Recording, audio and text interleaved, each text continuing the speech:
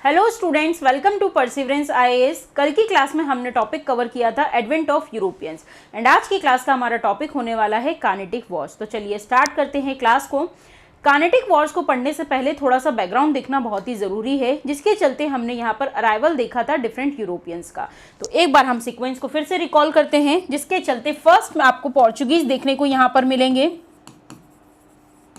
Portuguese के बाद next number पर Dutch, third party Britishers, fourth Dan जो कि डेनमार्क वाले एरिया से आए थे, and fifth and last will be French. तो इस तरीके से यहाँ पर यूरोपियंस का अराइवल हुआ था फॉर ट्रेडिंग पर्पस। फिर क्या हुआ उसके बाद? तो सबसे पहले तो ये लोग आपस में ही यहाँ पर लड़ाई झगड़े कर रहे थे, इनकी इंटरनल राइवलरी यहाँ पर चल रही थी, जिसके चलते इन सभी के बीच में यहाँ पर होड़जोड़ मची हुई है खुद की सुप्रीमेसी को एस्टैब्लिश करने के लिए। एक तरीके के ट्रेड रेस में ये लोग यहाँ पर इंडल्ज हुआ करते थे। सो पोर्चुगीज के बारे में अगर हम बात करें, सो पोर्चुगीज और ब्रिटिशर्स के संबंध यहाँ पर एक तरीके से नॉर्मल हो चुके थे, जब यहाँ पर इन लोगों के बीच में एक मैट्रिमोनियल अलायंस हुआ था, जिसके चलते पोर्चुगीज प्रिंसेस कैथरीन ब्रिगेंजा की शादी यहाँ पर ब्रिटेन के प्रिंस के साथ हुई थी एंड एज अ रिजल्ट यहाँ पर बॉम्बे नाम का जो प्रोविंस है वो डाउरी में इन्हें यहाँ पर दिया गया था। तो इसके चलते पोर्चुगीज इस ट्रेड रेस से यहाँ पर बाहर हो जाते हैं। नेक्स्टली अगर मैं बात करूं डच की, तो डच के बारे में अगर हम देखें, तो यहाँ पर डच के साथ एक इंपॉर्टेंट बैटल हुआ था 1759 में, जिसे बैटल ऑफ बेदरा के नाम से भी जाना जाता है। तो 1759 में बैटल हुआ है जिसका नाम है बैटल ऑफ बेदरा, एंड इस बैटल के चलते डच पार्टी भी यहाँ से जो है वो एक तरीके से बाहर हो जाती है। फिर अगर हम बात करें डेंस की, तो आखिर ये किस तरीके से एलिमिनेट हुए? तो भाई ये तो किसी के साथ किसी भी लड़ाई में यहाँ पर इन्वॉल्व होना ही नहीं चाहते थे। ये तो नॉर्मल आए, ईस्टर्न कोस्ट पर ट्रैंक्यूबार में जाकर बस गए, बट आने वाले समय में ब्रिटिशर्स इन्हें इतना ज़्यादा प्रेशराइज करेंगे कि ये अपने सभी सेटलमेंट्स को इंडिया से सेल आउट कर कर यहाँ से चले जाएंगे। सो अब दो ही पार्टी यहाँ पर बची है, जिसमें एक है ब्रिटिशर्स और दूसरे हैं यहाँ पर फ्रेंच। अब जैसा कि बच्चों आप इस मैप में देख पा रहे हैं कि यहाँ पर सभी के डिफरेंट सेटलमेंट्स बने हुए हैं, जिसके चलते मद्रास वाला जो एरिया है वो ब्रिटिश प्रेसिडेंसी या उनका हेडक्वार्टर भी हुआ करता था। सो मेन एरिया जहाँ पर ब्रिटिशर्स आपको देखने को मिलेंगे वो कौन सा एरिया है? मद्रास। अदर देन मद्रास यहाँ पर और जगह भी हुआ करती थी, जैसे एक जगह थी जिसका नाम था कुडलूर, और ये कुडलूर नाम की जो जगह है यहाँ पर एक फोर्ट हुआ करता था जिसे फोर्ट डेविड के नाम से भी जाना जाता है। सो यहाँ पर भी ब्रिटिशर्स का सेटलमेंट हुआ करता था। और वहीं अगर हम देखें फ्रेंच सेटलमेंट के बारे में, तो ये जो आपको यहाँ पर पर्पल कलर से दो एरिया दिख रहे हैं, जिसमें एक है पौंडीचेरी और एक है कराईकाल। सो ये किसके हेडक्वार्टर हुआ करते थे? फ्रेंच के हेडक्वार्टर हुआ करते थे। अब जब एक ही कोस्ट पर आपको दो दुश्मन आपस में देखने को मिल रहे हैं, तो लड़ाई होना तो निश्चित ही है, और यहीं से आपका नया चैप्टर स्टार्ट होता है, that is Anglo French rivalry.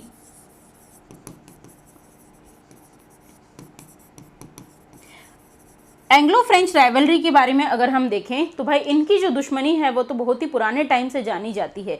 History में इसके कई सारे एग्जाम्पल्स भी है, बट ये वहाँ पर तो नहीं लड़ पाए और इन्हें प्लेटफॉर्म मिलेगा इंडिया में और इंडिया के कार्नेटिक वाले रीजन में, और इसी वजह से एंग्लो फ्रेंच राइवलरी से आपका अगला टॉपिक कनेक्ट होगा, दैट इज कार्नेटिक वॉर्स, जो कि हमें आज की क्लास में पढ़ना है। तो चलिए इसके पहले हम थोड़ा सा बैकग्राउंड देख लेते हैं कि वैसे तो दोनों ही यहाँ पर ट्रेडिंग के पर्पज से आए थे, बट अल्टीमेटली दोनों यहाँ के पॉलिटिक्स में उलझ कर रह जाते हैं। दोनों का सुपरविजन यही था कि हमें अपने आप को यहाँ पर सुपीरियर पावर के रूप में स्टैब्लिश करना है, और आपसी दुश्मनी भी इनकी बहुत पहले से यहाँ पर चल रही है। सो फाइनली कार्नेटिक वॉर जो है वो ये डिसाइड कर देते हैं कि कौन यहाँ पर कैपेबल है इंडिया में रूल करने के लिए। तो आज की क्लास में हम उस चीज़ को भी यहाँ पर डिसाइड करेंगे। शुरुआत करेंगे फर्स्ट कार्नेटिक वॉर से। फर्स्ट कार्नेटिक वॉर को पढ़ने के पहले आपको थोड़ा सा यहाँ पर इसका बैकग्राउंड जानना भी जरूरी है, तो एक बार उसे देख लेते हैं।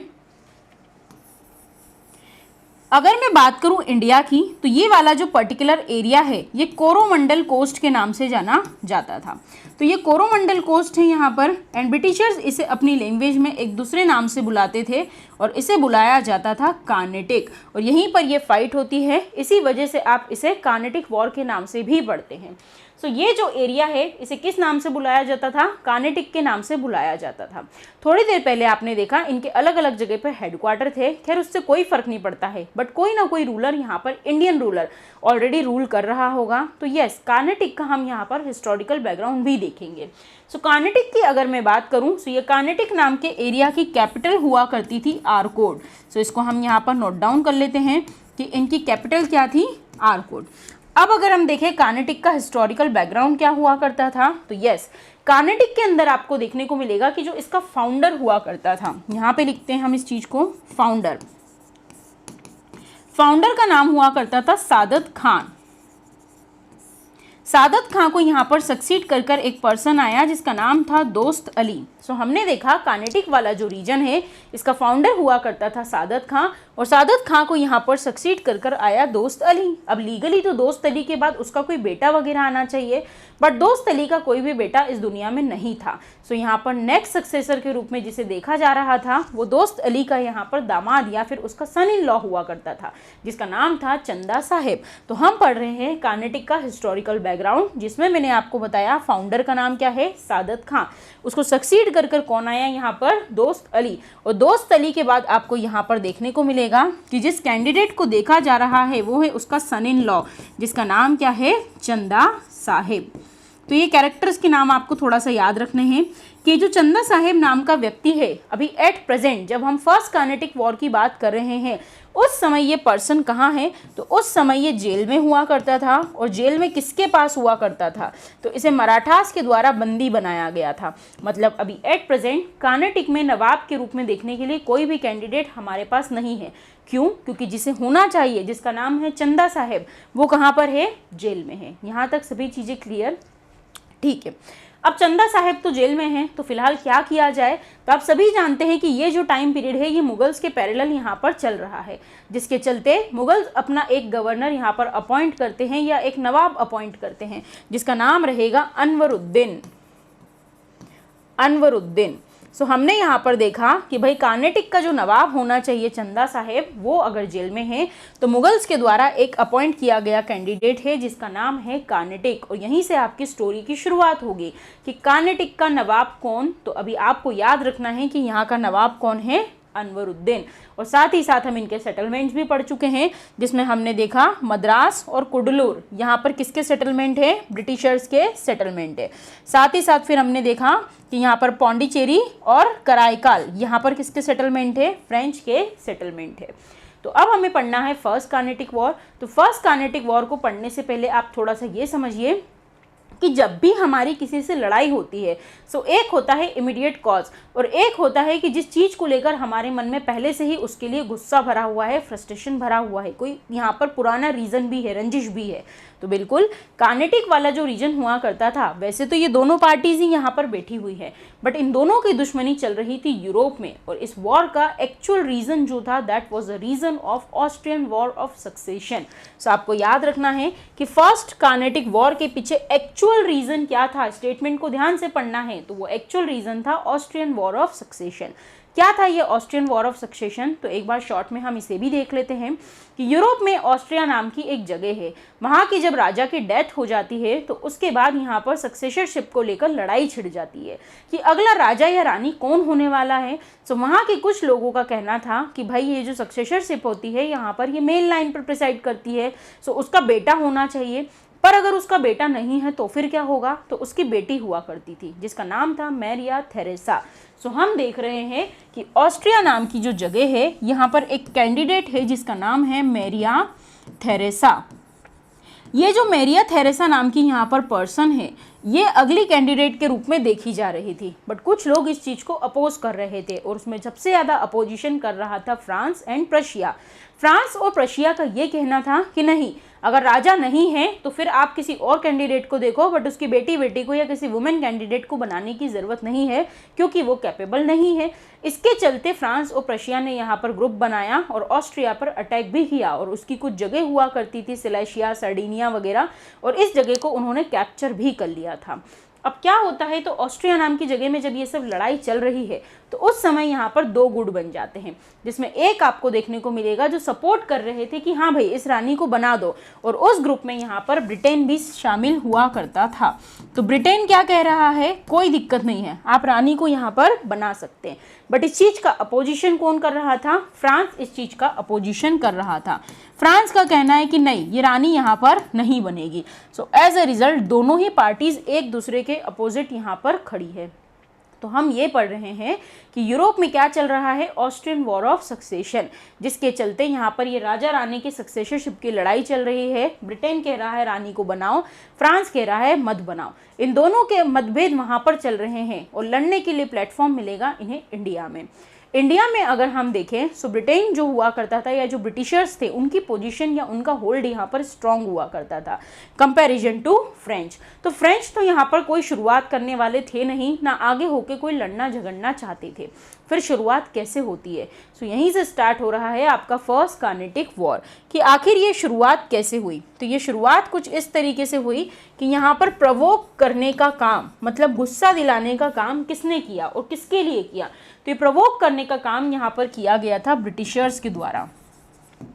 अब ब्रिटिशर्स ने कैसे प्रवोक किया तो देखते हैं। तो उसके लिए आपको पता है ये दोनों एक कॉमन एरिया में बैठे हुए हैं, दैट इज कार्नेटिक रीजन। तो कार्नेटिक के रीजन में ये होता है यहाँ पर कि ब्रिटिशर्स करते हैं शुरुआत कि जब यहाँ पर एक फ्रेंच शिप आ रही होती है तो उसको कर लेते हैं सीज। अब आपने भाई फ्रेंच का जो जहाज आ रहा था उसको यहाँ पर सीज कर लिया, तो क्या ये बात फ्रेंच को अच्छी लगेगी, बिल्कुल नहीं लगेगी। और उस समय फ्रेंच गवर्नर हुआ करता था डुप्ले, उसका नाम भी हम यहाँ पर लिखते हैं, फ्रेंच गवर्नर हुआ करता था जिसका नाम था डुप्ले। तो कहानी की शुरुआत कहाँ से हुई है कि शुरुआत करी है ब्रिटिशर्स ने। जब भी दो लोग आपस में लड़ते हैं किसी न किसी ने पहल की होती है, तो ये पहल करने का काम किया है ब्रिटिशर्स ने, जब उन्होंने यहाँ पर फ्रेंच को प्रवोक करा। और वो कैसे करा कि फ्रेंच शिप यहाँ पर आ रहा था और इन्होंने उसको सीज कर लिया। और जब ये बात पता चली फ्रेंच गवर्नर डुप्ले को, उसने तुरंत कार्नेटिक के नवाब को अप्रोच करा। कौन है कार्नेटिक का नवाब इस समय, तो कार्नेटिक का नवाब इस समय है अनवरुद्दीन। अनवरुद्दीन को अप्रोच करा और बोला कि देखो ये ब्रिटिशर्स कैसी हरकतें कर रहे हैं। शुरुआती दौर में अनवरुद्दीन ने ब्रिटिशर्स को समझाया, बट जब ये मसला सुलझ नहीं पाया तो डुप्ले ने फिर अपने हाथ में कमांड ली और एज अ रिजल्ट उसने अपने पास में एक फ्रेंच गवर्नर और हुआ करता था मॉरिशियस में, उसकी मदद ली और डिसाइड किया कि हम लोग जो हैं वो ब्रिटिशर्स के रेसिडेंस पर अटैक करेंगे। और वो रेसिडेंस कहाँ पर है, मद्रास में। तो ये जो मद्रास नाम की जगह है यहाँ पर ब्रिटिशर्स का रेसिडेंस है। तो अगला आपको यहाँ पर देखने को मिलेगा कि डुप्ले ने कहाँ अटैक कर दिया, मद्रास में। और मद्रास में एक फोर्ट मौजूद है जिसका नाम है फोर्ट विलियम, जहाँ पर सभी ब्रिटिशर्स रहे हैं। तो यहाँ पर फोर्ट विलियम पर डुप्ले ने अटैक किया। भाई अब अगर आप ये सब लड़ाई कार्नेटिक में कर रहे हो, मतलब डायरेक्टली और इनडायरेक्टली आप अनवरुद्दीन को भी चैलेंज कर रहे हो। तो यही होता है कि जब फ्रेंच गवर्नर डुप्ले मद्रास पर अटैक करता है तो अनवरुद्दीन इस चीज़ को थोड़ा पर्सनल ले लेता है और अब वो ब्रिटिशर्स के साइड हो जाएगा और यहाँ पर दोनों के बीच में लड़ाई होने के लिए डिसाइड होता है, जिसके चलते आप देखेंगे दो पार्टीज आमने सामने यहाँ पर आकर खड़ी हो जाती है। वो दो पार्टीज यहाँ पर कौन रहेगी, सो एक बार देखिएगा कि एक साइड पर आपको देखने को मिलेगा अनवरुद्दीन प्लस ब्रिटिशर्स बोल सकते हैं हम, वर्सेस यहाँ पर कौन रहेगा, फ्रेंच गवर्नर जिसका नाम क्या है, डुप्ले। और साथ ही साथ उसने यहाँ पर अपने मॉरिशियस वाले फ्रेंड की भी मदद ली है, मॉरिशियस के गवर्नर की भी मदद ली है। दोनों की आर्मी आमने सामने खड़ी होती है। अनवरुद्दीन अपने बेटे महफूज खान को यहाँ पर भेजता है फ्रेंच का घेराव करने के लिए। एंड फाइनली यहाँ पर अनवरुद्दीन अपने कई सारे सोल्जर्स के साथ जाता है और डुप्ले मात्र 1000 सोल्जर के साथ आता है। और दोनों की यहाँ पर सेंट थॉम नाम की जगह पर, क्या नाम बताया मैंने आपको जगह का, सेंट थॉम नाम की जगह पर। तो सेंट थॉम नाम की जगह पर यहाँ पर ये लड़ाई होती है। मद्रास में एक नदी रहती है जिसका नाम रहता है अडियार। इस प्लेस पर ये दोनों पार्टीज लड़ती हैं, जिसमें ब्रिटिशर्स जो हैं वो बुरी तरीके से हार जाते हैं और किसकी जीत होती है, फ्रेंच की जीत होती है।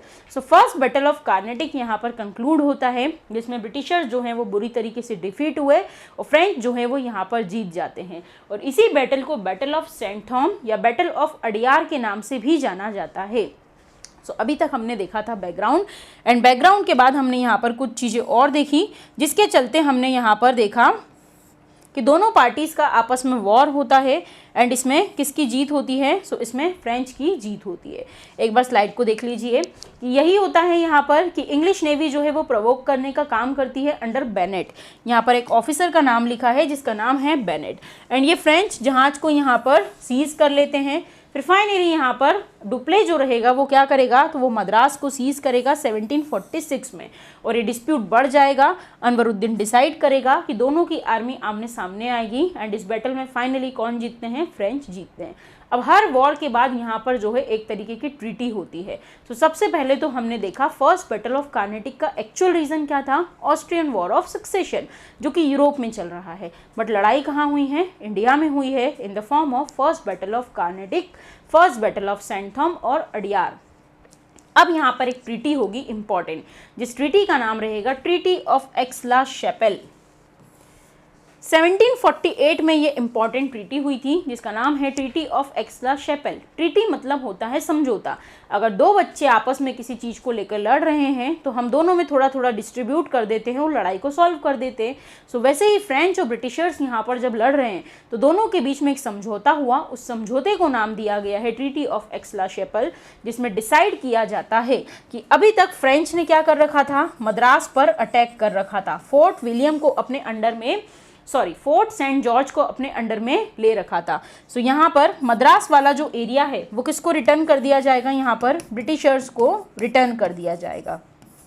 एंड साथ ही साथ अगर हम देखें सो नॉर्थ अमेरिका में कुछ पर्टिकुलर टेरिटरी हुआ करती थी, वो ब्रिटिशर्स ने किसको हैंड ओवर करी थी? फ्रेंच को। सो इस तरीके से यहाँ पर फर्स्ट बैटल ऑफ कार्नेटिक जो है वो एंड होता है।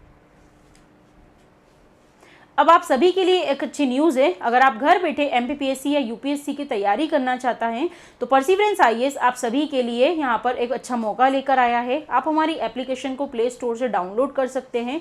कोर्स की वैलिडिटी होने वाली है 1 ईयर एंड पढ़ाई का जो पैटर्न रहेगा that is pre plus mains integrated preparation आपको कराई जाएगी। साथ ही साथ यहाँ पर आपके लिए डेमो वीडियोज़ भी अवेलेबल है। सो आप चाहें तो यहाँ पर कोर्स को एनरोल भी कर सकते हैं। अब हमें पढ़ना है यहाँ पर second battle of Carnatic. But second battle of Carnatic को पढ़ने से पहले आपको थोड़ा सा इसका बैकग्राउंड जानना पड़ेगा कि आखिर क्या इशू था। तो जैसे आपने देखा फर्स्ट बैटल ऑफ कार्नेटिक में एक्चुअल रीज़न क्या था? Austrian war of succession. तो वैसे ही सेकंड कार्नेटिक वॉर की शुरुआत कैसे होती है? तो यहाँ पर इशू रहता है इशू ऑफ सक्सेशन, और ये इशू ऑफ सक्सेशन 2 जगह पर चल रहा है। वो 2 जगह कौन कौन सी है? तो इसमें पहली जगह आपको देखने को मिलेगी जिसका नाम है कार्नेटिक। और कार्नेटिक में अभी तक आपको कुछ चीज़ें समझ आई है कि भी एट प्रेजेंट इसका नवाब कौन है? अनवरुद्दीन। बट अनवरुद्दीन की जगह पर यहाँ पर एक्चुअल नवाब किसको होना था? चंदा साहिब को। तो ये तो आपको यहाँ पर डिस्प्यूट समझ में आया है कार्नेटिक का, कि कार्नेटिक में 2 लोग यहाँ पर उत्तराधिकार की लड़ाई लड़ रहे हैं, जिसमें एक बंदा है जिसका नाम है अनवरुद्दीन और दूसरा है जिसका नाम क्या है यहाँ पर? चंदा साहिब। ऐसे ही लड़ाई चल रही थी हैदराबाद वाले एरिया में भी। हैदराबाद वाले एरिया की अगर हम बात करें तो हैदराबाद में क्या दिक्कत आ गई थी? तो इसका भी थोड़ा सा हिस्टोरिकल बैकग्राउंड देख लेते हैं, जिसके चलते आप देखेंगे कि हैदराबाद का फाउंडर फर्स्ट ऑफ ऑल ये फाउंडर हुआ करता था निज़ाम उल मुल्क। निज़ाम उल मुल्क जो है यहाँ का फाउंडर हुआ करता था। बट निज़ाम उल मुल्क की डेथ के बाद 2 कैंडिडेट आपस में लड़ रहे हैं, जिसमें एक है उनका सन और एक है उनका ग्रैंड सन। सन की अगर मैं बात करूं तो वो है यहाँ पर नासिर जंग एंड ग्रैंड सन हुआ करता था मुजफ्फर जंग। एक बार फिर से रिकॉल कीजिए, हमें यहाँ पर देखना है कौन सी 2 जगह है जहाँ पर सक्सेशन का इशू चल रहा है, जिसमें हमने देखा कार्नेटिक में 2 पार्टीज आपस में लड़ रही हैं, जिसमें एक है अनवरुद्दीन और दूसरे कौन है यहाँ पर? चंदा साहिब। बट चंदा साहिब नाम का जो व्यक्ति है फिलहाल के लिए ये जेल में हुआ करता था, बट जब सेकेंड कार्नेटिक वॉर होगा उस समय ये रिलीज होकर आ जाता है। और समस्या यहीं से खड़ी हुई है कि चंदा साहिब जो है वो बाहर आ चुका है। बाहर आकर उसने देखा मेरी गद्दी पर तो कोई और बैठा है, और वो कौन बैठा है? तो वो बैठा हुआ है अनवरुद्दीन। एंड अगर हम देखें हैदराबाद वाले रीजन में तो वहाँ पर निज़ाम उल मुल्क की डेथ के बाद 2 लोग आपस में लड़ रहे हैं, जिसमें एक है उनका बेटा जिसका नाम है नासिर जंग और दूसरा है यहाँ पर ग्रैंड सन जिसका नाम है मुजफ्फर जंग। तो चलिए सेकेंड कार्नेटिक वॉर को स्टार्ट करते हैं कि यहाँ पर फ्रेंच और ब्रिटिशर्स आपस में लड़ रहे हैं, बट वो हमेशा किसी दूसरे के कंधे पर बंदूक चलाते हैं, जिसके चलते उन्होंने टारगेट किया कार्नेटिक और हैदराबाद वाले रीजन को और उन लोगों के साथ यहाँ पर अलायंस बनाए, जिसके चलते एक ट्रिपल अलायंस का फॉर्मेशन होता है और ये पूरा का पूरा मास्टरमाइंड रहता है डुप्ले का। डुप्ले जो है वो एक तरीके से फ्रेंच का बैकबोन भी हुआ करता था। सो फ्रेंच जो है वो कुछ लोगों के साथ साइड हो जाते हैं, जिसमें फ्रेंच यहाँ पर सपोर्ट करेंगे चंदा साहेब जो कि कार्नेटिक का एक्चुअल कैंडिडेट होना था। सो चंदा साहेब का साथ देंगे और हैदराबाद में ये चूज करते हैं मुजफ्फर जंग को, जो कि ग्रैंडसन हुआ करता था, कि भाई तुम मेरे मोटिव में मेरी मदद करना, सो मैं तुम्हें हैदराबाद के सक्सेशन में हेल्प करूंगा।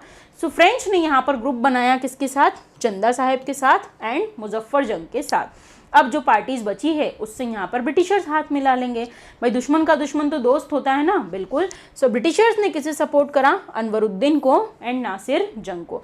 अनवरुद्दीन और ब्रिटिशर्स के रिलेशन तो वैसे भी पहले से अच्छे हुआ करते थे। तो अब आपको इन पार्टीज के नाम थोड़े से दिमाग में याद रखने हैं कि ब्रिटिशर्स और अनवरुद्दीन के रिलेशन अच्छे हैं, मतलब वो दोनों तो साथ में होने वाले हैं। साथ ही साथ इन्होंने यहाँ पर नासिर जंग को भी अपने साथ में मिला लिया, तो जो पार्टीज बची वो फ्रेंच के साथ हो गई। अब चूंकि ये डुप्ले की रणनीति है, तो डुप्ले ने डिसाइड किया कि कार्नेटिक में जो बंदा हमें दिक्कत दे रहा है उसे हमें हटाना पड़ेगा, जिसके दम पर ब्रिटिशर्स यहाँ पर बहुत ज़्यादा कूदते हैं। और वो बंदा कौन है, तो वो है अनवरुद्दीन। सो यहाँ पर डुप्ले ने प्लान किया कि क्यों ना अनवरुद्दीन को ही मार दिया जाए, एंड अनवरुद्दीन को मारने के लिए कुछ लोगों को साथ में इकट्ठा होना होगा। तो प्लानिंग होती है यहाँ पर, एक साइड पर रहेगा डुप्ले, दूसरा यहाँ पर कैंडिडेट जिसे मिलाया जाएगा उसका नाम रहेगा चंदा साहेब, एंड थर्डली यहाँ पर हैदराबाद में एक कैंडिडेट की मदद ली जाएगी जिसका नाम रहेगा मुजफ्फर जंग। प्लानिंग होती है इस ट्री पार्टीड ग्रुप की, जिसके अंदर ही प्लान करते हैं अनवरुद्दीन को मार देना, और यही होता है। एक बैटल होता है फेमस जिसे हम बैटल ऑफ अंबूर के नाम से जानते हैं, जो वेल्लोर में हुआ था। 1749 में एक बैटल हुआ है जिसका नाम है बैटल ऑफ अंबूर, और इस बैटल ऑफ अंबूर में अनवरुद्दीन को मार दिया जाता है। अनवरुद्दीन को मार देना मतलब कहीं ना कहीं आप ब्रिटिशर्स को ही एक तरीके से डिफीट कर रहे हैं। अब अनवरुद्दीन को मार दिया तो अब ऑब्वियसली अगला नवाब कौन बनेगा, जो इस चीज़ के लिए कब से वेट कर रहा है, और वो है चंदा साहेब। और चंदा साहेब किसका बंदा है, तो वो है यहाँ पर फ्रेंच पार्टी की तरफ से। तो आप बोलोगे कि मैम इस बैटल में तो फ्रेंच की जीत होते हुए हमें नजर आ रही है, बट रुकिए, अभी ये बैटल यहाँ पर स्टॉप नहीं हुआ है। ब्रिटिशर्स को जब ऐसी स्थिति बनती हुई दिखी कि फिर से कहीं फ्रेंच ना जीत जाए, तो अब की बार उन्होंने डिसाइड किया कि ऐसा तो हम होने ही नहीं देंगे, और इसी के चलते वो अपने एक कैंडिडेट को बुलाएंगे जिसका नाम रहेगा रॉबर्ट क्लाइव। और रॉबर्ट क्लाइव आते ही रातों रात पूरा तख्ता पलट कर देगा। रॉबर्ट क्लाइव बोलेगा कोई बात नहीं, कौन मारा गया है, अनवरुद्दीन। अनवरुद्दीन मारा गया है, बट उसका माइनर सन अभी इस दुनिया में जिंदा है, जिसका नाम क्या है, मोहम्मद अली। और लॉ तो यही बोलता है कि पिता के बाद पुत्र जो है वो अगला राजा बनेगा। तो यहाँ पर यही होता है कि रॉबर्ट क्लाइव जो कि एक ब्रिटिशर है, वो डिसाइड करता है कि अनवरुद्दीन भले ही मारा गया, बट उसके बेटे को अगला नवाब बनाया जाएगा जिसका नाम है मोहम्मद अली। अब आप बताइए, इस मोहम्मद अली और चंदा साहेब के बीच में दुश्मनी होगी या नहीं होगी, बिल्कुल होगी। सो यहाँ पर मोहम्मद अली वर्सेस हम लिख देते हैं चंदा साहेब। अब भाई चंदा साहेब तो कब से वेट कर रहे थे, पहले कार्नेटिक वॉर के समय में वो जेल में थे, दूसरा जब वो निकल कर आए तो अनवरुद्दीन दुश्मन बना बैठा, अनवरुद्दीन को रास्ते से हटाया, अब तीसरा दुश्मन दिख रहा है मोहम्मद अली। मोहम्मद अली के पीछे चंदा साहेब बहुत बुरी तरीके से पड़ जाते हैं और डिसाइड करते हैं इसको भी मार देंगे, और अब तो नवाब बन के ही रहेंगे। चूंकि ये तो एक बच्चा है, ये डर जाता है और तिरुचिरापल्ली के फोर्ट में जाकर छुप जाता है। अब एक किला है, किले के अंदर कौन बैठा है, मोहम्मद अली, बाहर कौन खड़ा है, चंदा साहेब। अब जब ये इंसिडेंस हो जाता है और इस सिचुएशन संभलने का नाम नहीं लेती है, सो रॉबर्ट क्लाइव अपने मास्टरमाइंड को यूज करता है और यहाँ पर एक एपिसोड बनाता है जिसे हम बोलते हैं आरकोट एपिसोड। इस आरकोट एपिसोड में ये प्लानिंग करी जाती है कि हमें यहाँ पर डाइवर्शनरी अटैक करना होगा। चंदा साहेब कहाँ खड़ा है, तो वो तिरुचिरापल्ली के फोर्ट के बाहर खड़ा है, तो क्यों ना उसको डाइवर्ट किया जाए ताकि हम मोहम्मद अली को सेव कर सकें। तो यहाँ पर ये होता है आरकोट एपिसोड के चलते कि रॉबर्ट क्लाइव की प्लानिंग में यहाँ पर अटैक हो जाता है कैपिटल पर, जिसका नाम क्या है, आरकोट।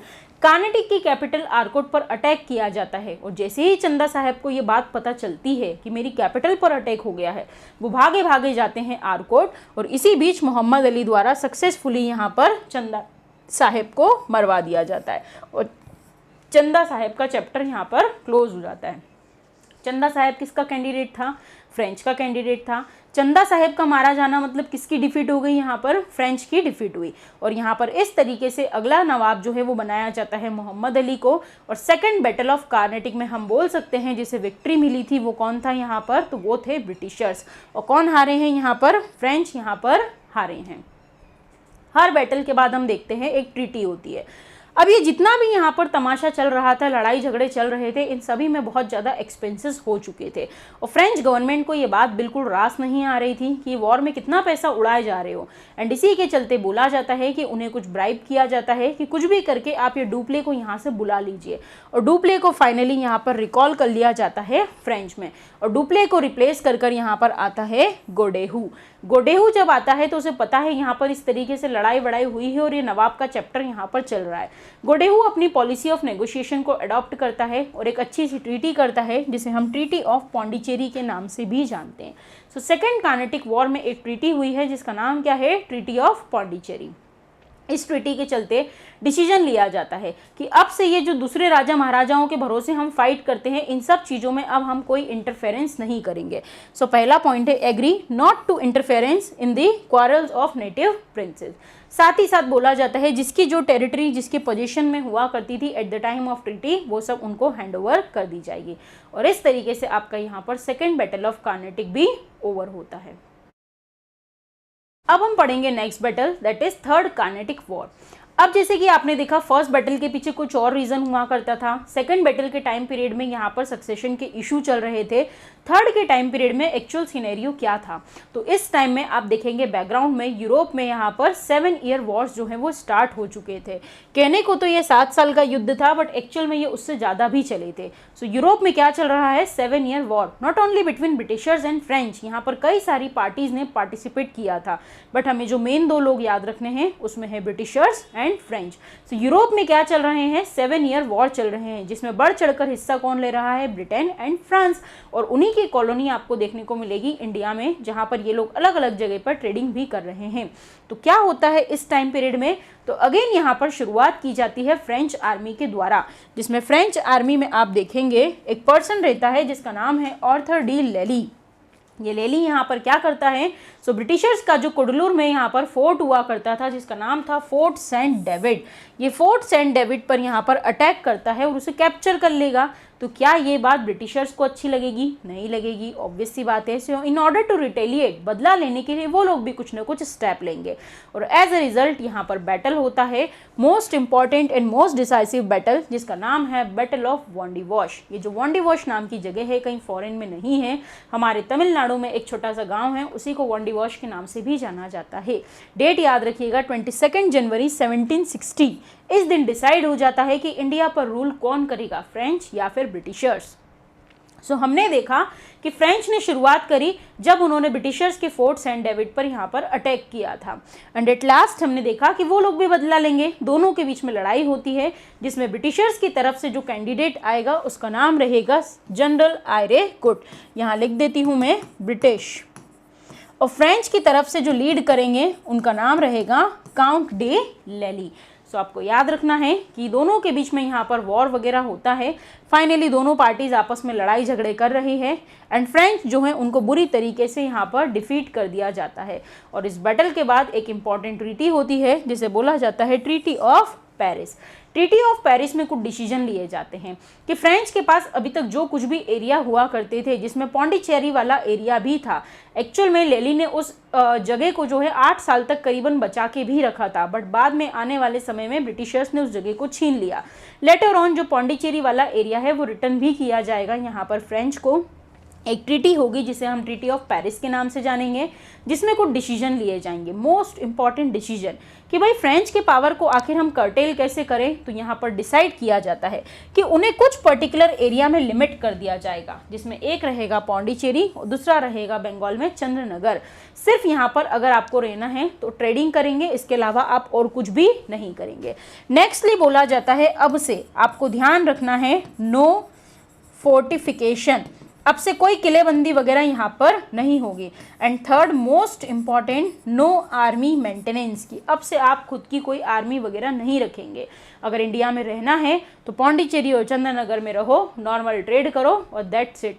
और इस तरीके से यहाँ पर फ्रेंच जो है उनका डिक्लाइन हो जाता है और इंडिया में आपको ब्रिटिशर्स की सुप्रीमेसी यहाँ पर देखने को मिलेगी।